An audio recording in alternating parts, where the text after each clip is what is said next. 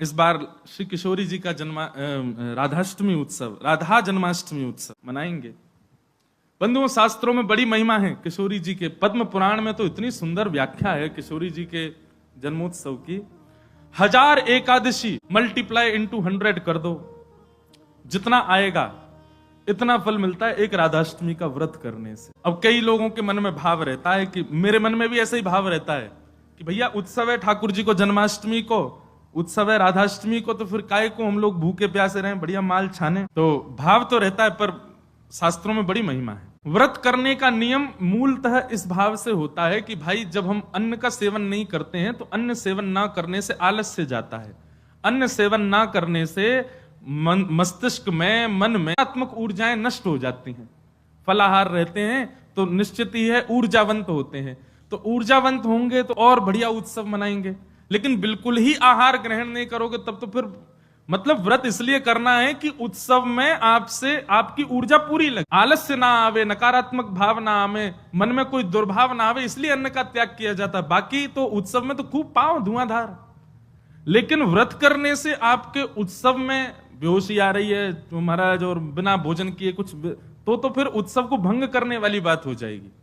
उत्सव को भंग नहीं, उत्सव को सुंदर बनाने के लिए व्रत करना है। तो राधाष्टमी उत्सव पर इस बार व्रत निश्चित करो, हर बार ही करो। वैसे तो शास्त्रों में दशावतारों में 4 अवतारों के व्रत करने की आज्ञा दी है, रामनवमी और नृसिंह चतुर्दशी, कृष्ण जन्माष्टमी और वामन द्वादशी। लेकिन जब हम रामकृष्ण उपासक हैं तो हमारे भाव में रामकृष्ण दो एक हैं, ये दोनों भी एक हैं और फिर इनकी आह्लादनी शक्तियां भी एक हैं।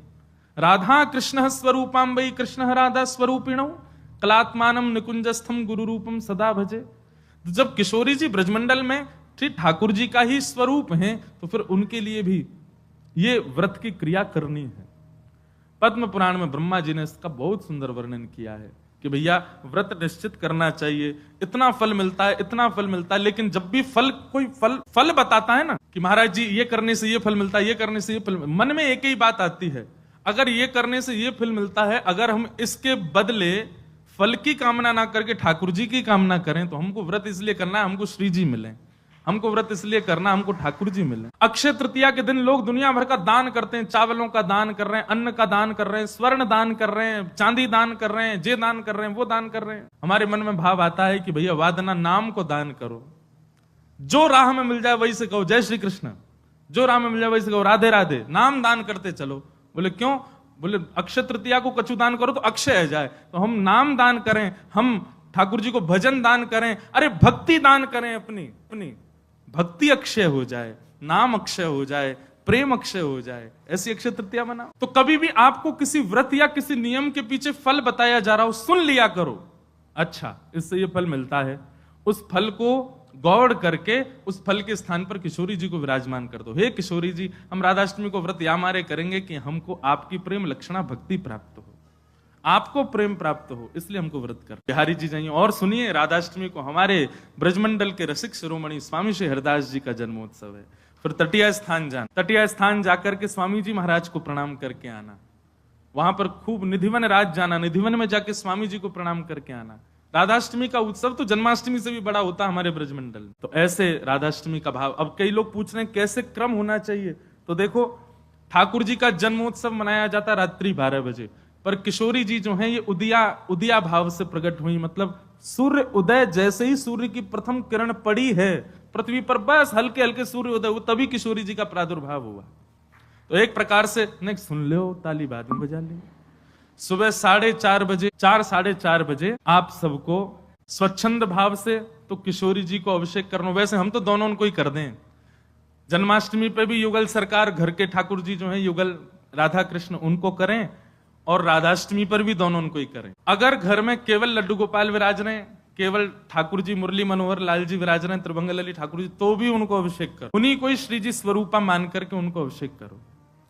वैसे तो नियम ऐसा है कि जन्माष्टमी और राधाष्टमी को रात्रि भर जागरण करो, रात भर उत्सव करो, रात भर नाचो गाओ आनंद करो, किशोरी जी को प्रादुर्भाव होगा। और किशोरी जी वास्तव में शयनावस्था में हो, कमल के पुष्प ले आओ और सुंदर सुंदर कमल के पुष्पन के बीच में किशोरी जी के श्री विग्रह को विराजमान रखो, वही में ही पढ़ाओ, क्योंकि ऐसो भाव शास्त्र में है कि कमल के मध्य से ही किशोरी जी प्रकट भई।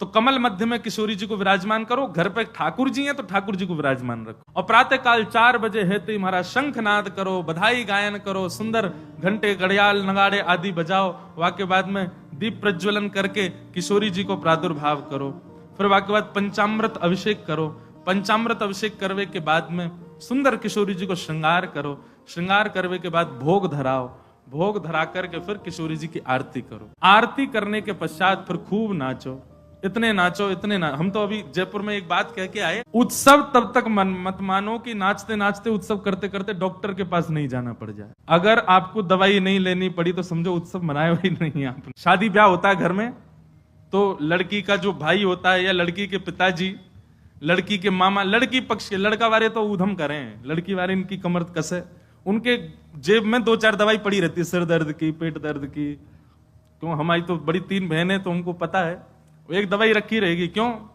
सिर दर्द हो रहा है, सो नहीं पा रहे हैं। तो तभी ब्याह माना जाता है जब पिता और भाई ये बिल्कुल श्रमित हो जाएं, तब लगता है हाँ ब्याह हुआ। श्रमित ही नहीं हुए तो क्या बात का ब्याह। ऐसे ही उत्सव में महाराज एक आनंद की बात करें, ये नहीं जबरदस्ती कि महाराज दवाई लेनी ही पड़ जाए। जब तक इतने श्रमित नहीं हो जाओ, इतने नहीं थक जाओ कि महाराज अब कुछ नहीं हो सकता हमसे, पस्त नहीं हो जाओ, तब तक नाचते ही रहो किशोरी जी के आगे, ठाकुर जी के आगे। खूब बढ़िया उत्सव करियो, खूब नाचियो, और फिर व्रत रखो पूरे दिन। किशोरी जी को खूब बढ़िया व्यंजन पवाओ, और पवा करके वो कोई को वितरण करो, कोई अपने काजे थोड़ा रख लो, दूसरे दिन जब नौमी लगे सो वाको पाओ प्रसाद रूप में, पर वादन व्रत रखो। और भैया नहीं रुको जाए तो पा लियो, चकाचक पाओ। बोले हमारी श्री जी को उत्सव है, हम तो पाएंगे तो पाओ, कोई दोष भी नहीं।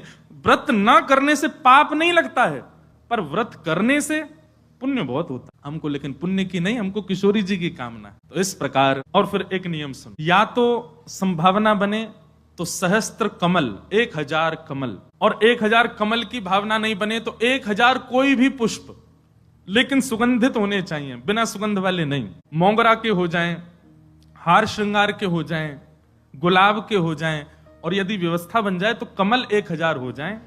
किशोरी जी के अभिषेक के बाद, आरती करने के बाद, सब आरती आदि पूजन किशोरी जी को भोग लगाने के बाद, फिर उसके बाद 1000 कमल से श्री चरणों की अर्चना करो। अब अर्चना में तो कई लोग ऐसा भाव रखेंगे कि राधा सहस्त्र नाम गाओ, राधा सहस्त्र नाम से 1000 कमल चढ़ाओ, पर हमारी भावना ऐसी, गोपाल सहस्त्र नाम से चढ़ाओ, गोपाल जी के नाम से 1-1 कमल ठाकुर जी, क्योंकि भैया धन धन राधिका के चरण, परमानंद दास जी का पद है, उसी पद में कहते हैं श्याम जिनकी शरण। अरे कथा तो यहां तक आती है कि किशोरी जी के सदा चरणन में ठाकुर जी रहे, गा दें।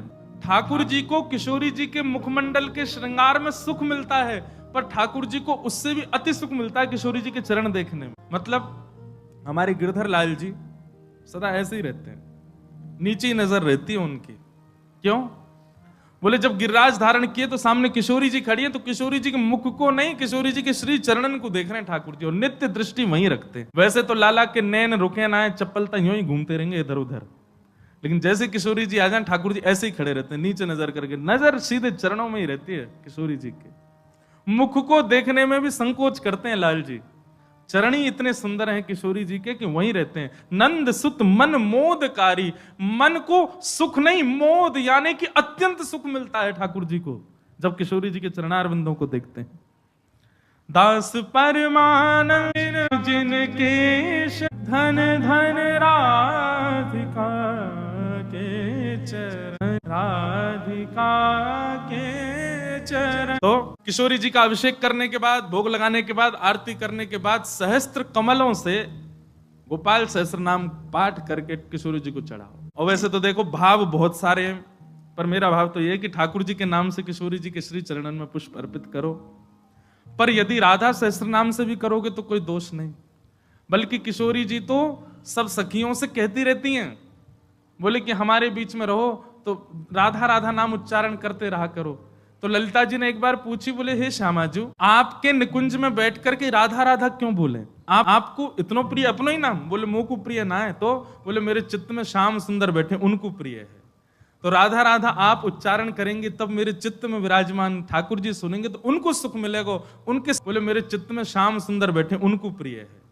तो राधा राधा आप उच्चारण करेंगे तब मेरे चित्त में विराजमान ठाकुर जी सुनेंगे तो उनको सुख मिलेगा, उनके सुख के लिए मेरो नाम गा। तो यदि राधा सहस्त्र नाम से भी अर्चना करो तो भी ठाकुर जी प्रसन्न होंगे, और गोपाल सहस्त्र नाम से करो तो श्री जी प्रसन्न होंगे। तो दोनों भाव से आपको जो बढ़िया लगे। और कई भगत तो ऐसे भी यहाँ बैठे हैं, वो तो 2000 कमल लाएंगे, पहले राधा सहस्त्र नाम फिर गोपाल सहस्त्र नाम, दोनों उनको प्रसन्न कर दे। तो इस प्रकार किशोरी जी का भाव रखना और फिर पूरे दिन बढ़िया उत्सव मनाना।